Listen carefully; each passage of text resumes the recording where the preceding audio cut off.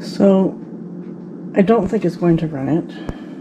We have an espresso here, and I know it's not going to run that coffee maker because the 800 that we have currently won't run it. So this is a smaller one. Let's just try the Nespresso though, because sometimes maybe they can surprise you. So in.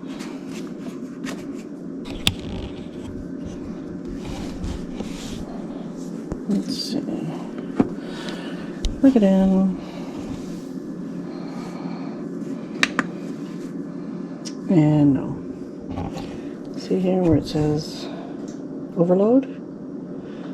So anytime you plug anything in that's larger, more powerful than this unit can take, it will just say overload on it.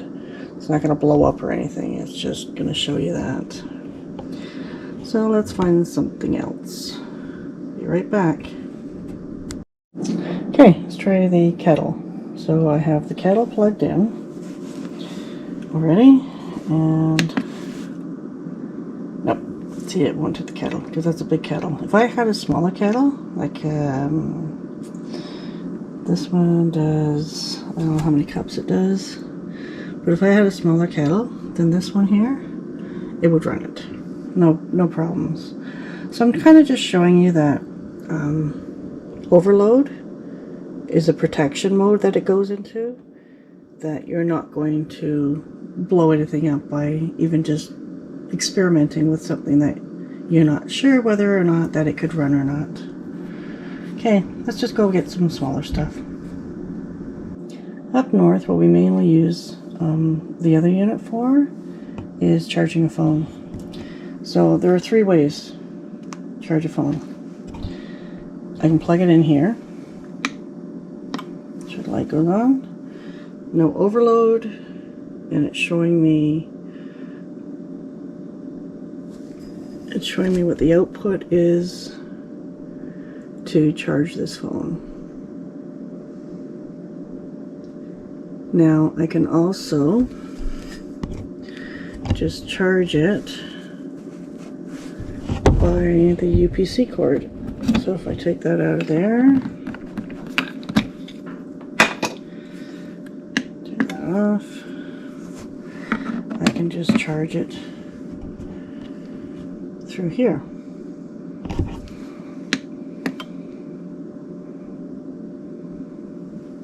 Okay, which light is for that? So we got, oh, there we go, all kinds of lights and buttons. So this is just for the plugs, which of course makes sense.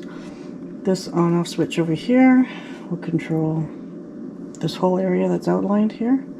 It will control that whole area there. So I can charge it that way too. And the third way to charge it is take it off here, and at the top here you will see, oh, I'm getting a shadow. In the top here, hold on, you will see that it says wireless charging output 15 watts. So anything that is less 15 watts or under can be charged on the top there, like a cell phone, cover and all. So if I put the cover on there, it's still showing me that it's charging.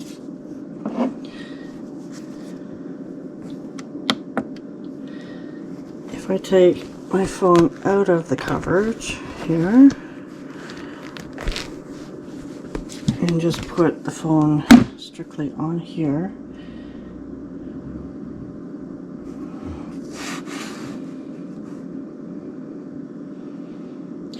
and the one thing I will say that I did not like on the other unit nor this unit is that it's very slicky, slidey. So if this, see, my phone is charging. I don't know if you can see that or not, but it is charging. It's charging down here.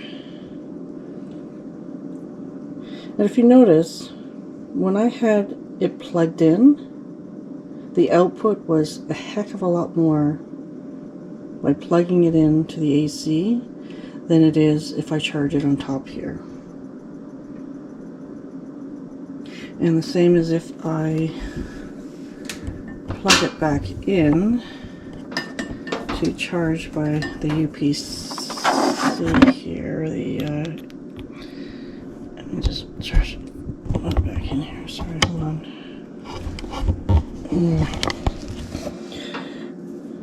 You're going to be crooked for 1 second, okay. Let me take it off of there because it's not going to pick it up. So let me turn this off. And turn it back on again. And it's charging because it's telling me it's charging. And it's showing 0.5, which is the same as charging it on the top. And if I plug it back in here,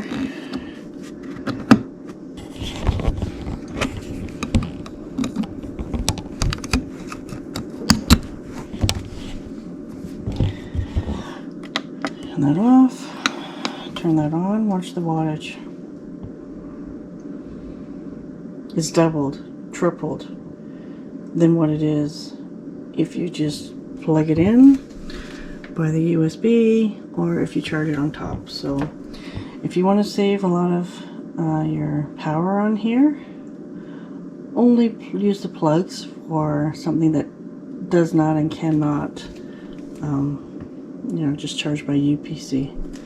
Okay, I'm gonna get a light or something. I'm gonna try some other things here with this unit and see what works and see what doesn't work. Back in a second. And we have the coffee grinder. And guess what? The coffee grinder works.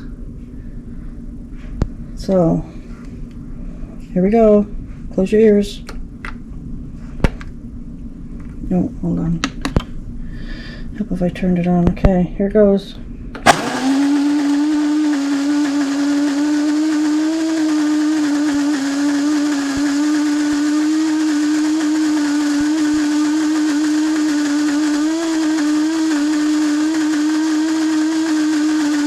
Okay, y'all, so I have, let's turn this back on.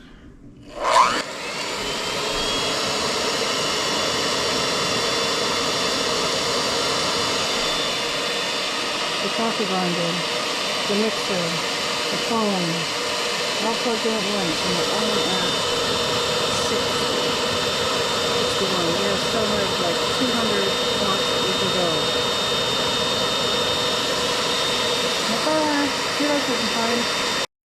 Okay, coffee grinder, phone's still plugged in, and we have the blender, and I have a messy counter, sorry. The blender, let me just pop that for 1 second. Works, because I have nothing in there, I don't want to keep it spinning, but let me see.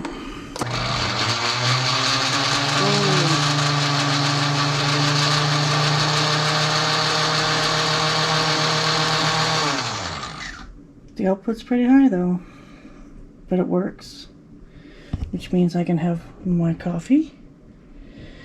This coffee maker here will not run it, but we have a smaller one up north that will. I can make anything in the blender, and I still am not blowing this power station. Pretty good. And you know what's best about this power station? It's very lightweight. It's like, I'll have to look up the spec on it, but I think it's maybe 20 pounds. It's very light compared to the previous one that we had. So if you're looking for something, this here, BLUETTI EB3A 268 watts is the ticket. You can run anything minor. And there's so many things I haven't run on here. Big snowstorm going out there, so we had to come home. But so I'm running stuff off the house here. But it has the socket, which is not in use right now. I could Well, I'm not going out to the car now because it's full of snow, but you could plug it in there. I don't have anything in here. I'm not powering it. I could power it. And it's good, you know. We got a huge snowstorm going on. If the power goes out, I got this baby here with me, and it's gonna do the trick. Honestly, it is. Okay, so what I just plugged in here, where's the computer monitor? Computer monitor, oops, is off. And my TV goes on and off when I try to put this thing on because somehow they are connected. As you can see, the computer monitor is taking 16,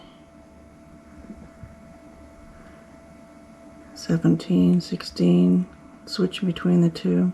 Oh. And that's actually not bad. Now, I don't know if I can plug the computer in at the same time. I will try. Hold on one second.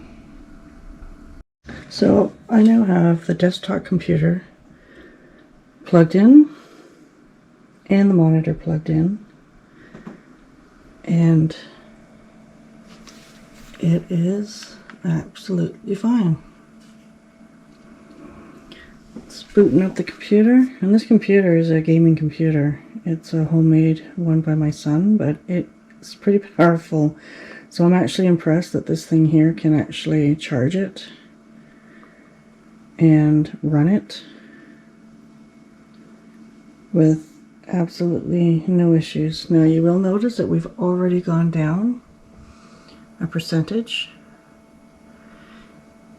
Its output is going from 114 to 117, which, as it should, it's a computer, but it's starting it up, it's running it. So if you're off grid somewhere, like right now we're back at our main home,